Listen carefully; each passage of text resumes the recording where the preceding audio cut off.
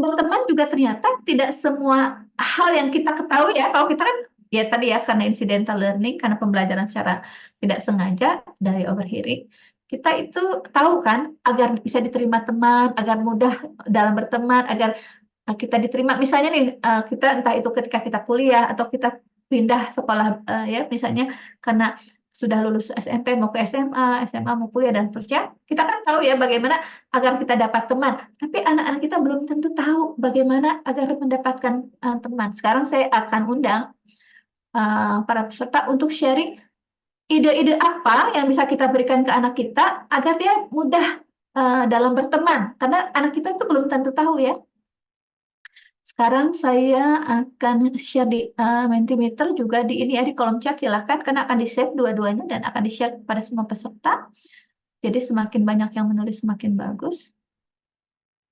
Di sini, coba ya. Ya belum di ini ya, maaf. Oke. Ya, bagaimana Ini, caranya ya, Bu, wow sudah agar banyak yang tulis, mudah keren. bertemu? Hmm.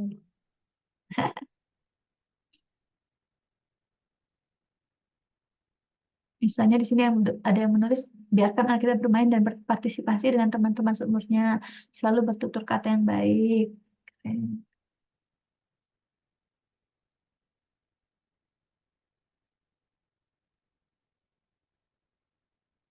Mungkin saya ingin ajak ada yang sharing juga ya dari peserta, boleh raise hand. Ada nggak ya yang mengalami kayak tadi ya, misalnya,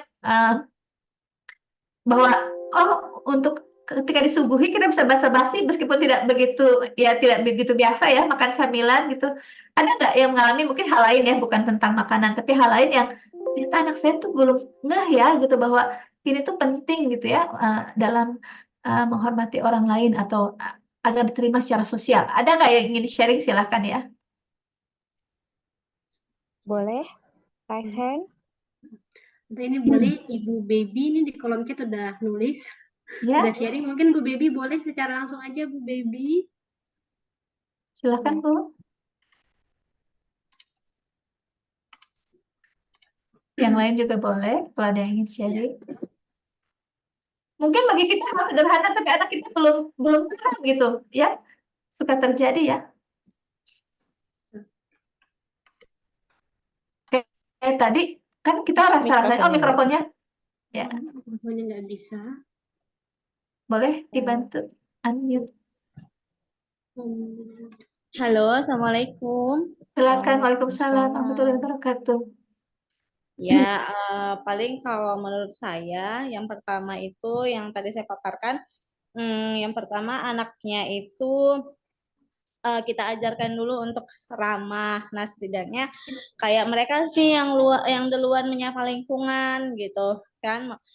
Setelah mereka sudah dapat nih gitu dengan lingkungannya dan bisa diterima oleh lingkungan, baru kita ajarkan lagi anak kita untuk melihat situasinya gimana nih dengan misalnya karakteristik temannya gitu. Nah, kemudian setelah itu baru dari semuanya itu ada nggak nih yang bisa kita jadikan untuk bestinya anak kita gitu. Ya. Jadi untuk membackup gitu kan. Ya. Bahwasannya kalau misalnya ada kelebihan atau kekurangan dari anak kita bisa disampaikan nih dengan anak-anak yang normal ini gitu. Jadi anak kita tetap bisa masuk di lingkungan dan diterima. Terima kasih Bu Baby sharingnya. Sama-sama. Ada lagi yang ingin cerita ya, misalnya hal bagi kita mungkin sederhana tapi anak kita tidak belum kuasai ternyata sehingga menjadi feedback untuk kita ajarkan hal tersebut ya. Boleh ayah bunda lain kalau mau sharing di raise hand. Saya mau kasih contoh ya, Bu, Iya, biar silakan. mungkin yang lain juga terpikir gitu. Jadi kalau dulu itu pernah gitu ya ketika apa ya bermain ke rumah teman, jadi dia langsung aja kayak di rumah gitu. Iya. Enggak Iya. enggak, permisi gitu, karena mungkin waktu itu konsep permisi gitu juga Iya. belum tahu gitu Iya. ya. Jadi ya nyelonong karena mungkin merasa sudah dekat gitu. Jadi kadang-kadang juga oh tata keramanya jadi masih kelihatan kurang ya, misalnya seperti itu. Makasih Bu Nuril. Iya, pas sekali seperti itu ya Bu ya.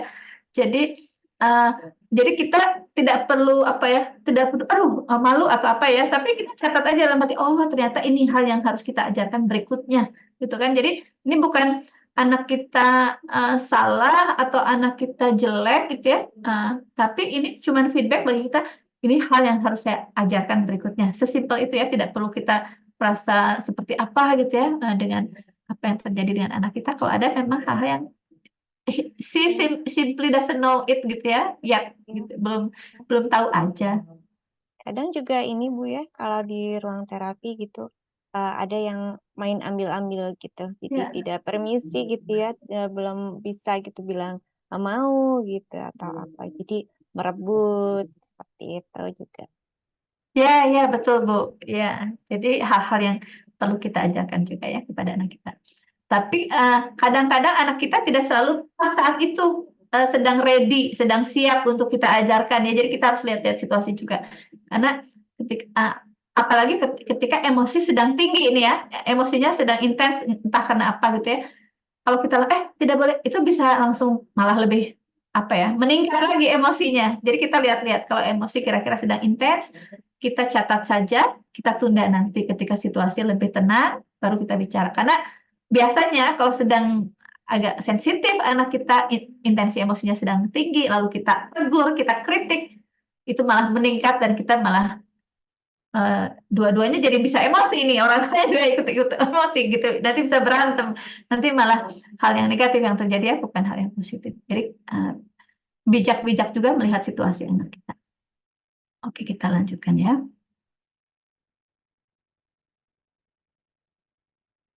Nah, jadi ini hal-hal yang mungkin mudah bagi kita, simple ya, tapi untuk anak kita belum tentu mereka ketahui. Pandai memberikan pujian tanpa berlebihan ya. Sepatumu bagus banget misalnya ya. Tapi jangan juga lebay-lebay yang seperti menjilat gitu ya. Lalu kemudian menunjukkan ekspresi wajah yang menyenangkan. Tadi ada yang menulis ya, tersenyum misalnya. Itu tidak semua anak sadar loh bahwa kita perlu tersenyum ya gitu. Jadi mereka tidak berpikir bahwa orang lain memperhatikan loh ekspresi wajah kita gitu ya. Dan itu bisa menyampaikan sebuah pesan ketika kita memasang ekspresi wajah tertentu. Tertawa terhadap lelucon orang lain gitu ya. Bersikap baik, minta bukan menuntut kalau ingin ikut bergabung main atau yang lainnya, menawarkan diri untuk membantu orang lain mengerjakan tugas atau membawa barang. Mengajak anak lain untuk melakukan sesuatu bersama-sama. Kemudian berada di tempat di mana anak lain berada. Jangan sampai tadi ya, misalnya, setiap istirahat selalu di kelas, itu jadinya tidak bersosialisasi dengan yang lain. Menyambut siswa baru di kelas dengan ramah, dengan hangat, itu juga akan sangat membantu dalam pertemanan. Memikirkan sesuatu yang menarik untuk dilakukan ya, sehingga anak-anak lain juga ingin ikut bergabung, bersedia untuk sharing. Tadi ada yang menulis juga di kolom chat. Bersikap humoris dan menceritakan lelucon ya.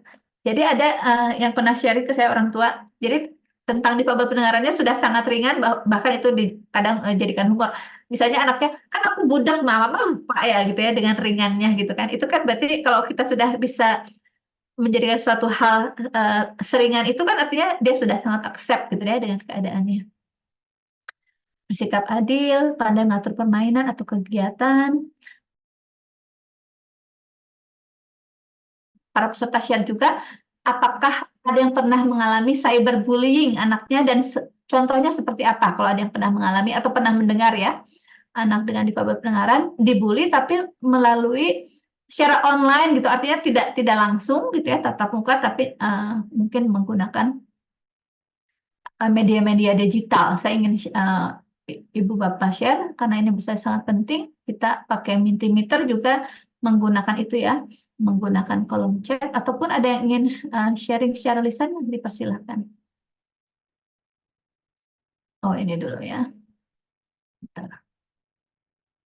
Ini ternyata saya mungkin tidak tertulis ya.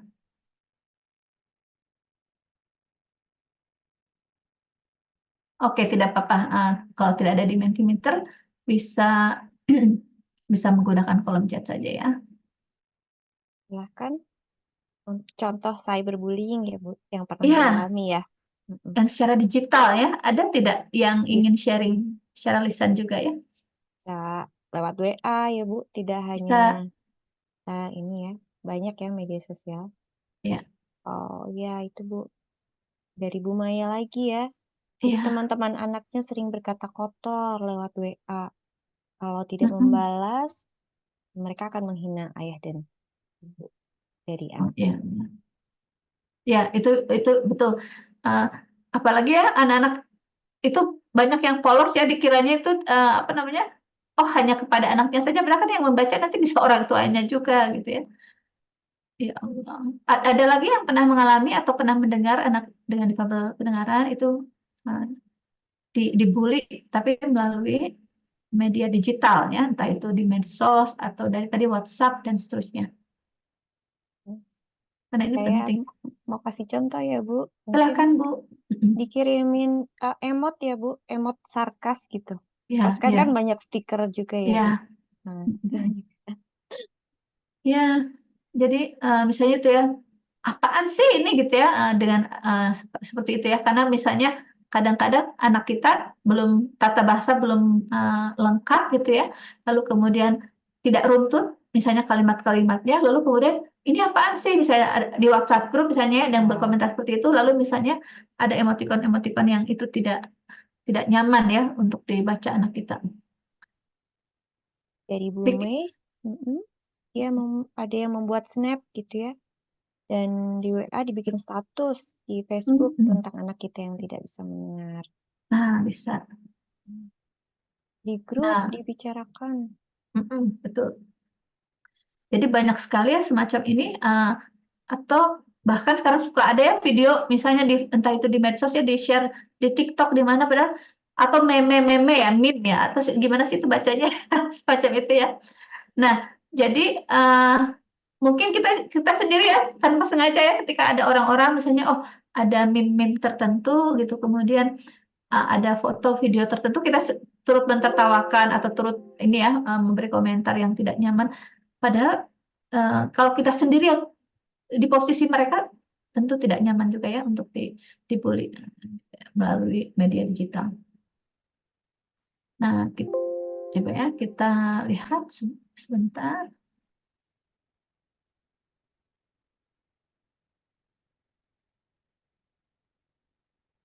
Jadi yang dimaksud dengan cyberbullying itu adalah bullying yang dilakukan dengan menggunakan teknologi elektronik ya seperti ponsel ya, HP, komputer, tablet. Jadi itu bisa berupa pesan teks atau email yang tidak menyenangkan, rumor ya, gosip gitu ya, yang diposting di medsos, bisa melalui email juga, atau misalnya gambar atau video yang memalukan atau profil palsu, pura-pura anak kita padahal bukan gitu ya, atau misalnya foto dia sedang apa disebarkan dan atau misalnya fotonya di apa ya, diedit gitu ya dengan apa disatukan dengan foto yang lain yang tidak senonoh misalnya dan seterusnya. Nah, lalu kemudian mengapa cyberbullying bisa jadi sangat sulit ditangani ya? Nah, ini dulu ya. Pertama, cyberbullying bisa jadi sangat sulit ditangani karena lebih sulit bagi anak kita melepaskan diri dari hal tersebut. Karena hal ini dapat terjadi kapan saja, siang, malam, ketika berada di rumah sekalipun, itu bisa terjadi ya. Kan kalau di sekolah mungkin ketika jam sekolah saja, tapi kalau melalui digital itu bisa kapan saja 24 jam ya tanpa bisa kita kendalikan. Lalu bisa jadi anonim, kadang-kadang ya menggunakan misalnya akun pura-puranya siapa, lalu kemudian membuli anak kita, bisa sulit dilacak sumber informasinya, lalu kemudian dapat menjangkau hal yang luas dengan sangat cepat, sulit untuk menghapus pesan yang tidak pantas jika sudah diposting di internet. Nah, kalau sudah ada sesuatu sudah ada di internet itu sulit dihapus ya, bisa meskipun misalnya kan orang lain bisa screenshot atau apa ya, kitanya mungkin sudah hapus tapi ternyata nanti timbul lagi dan seterusnya. Jadi hati-hati ya.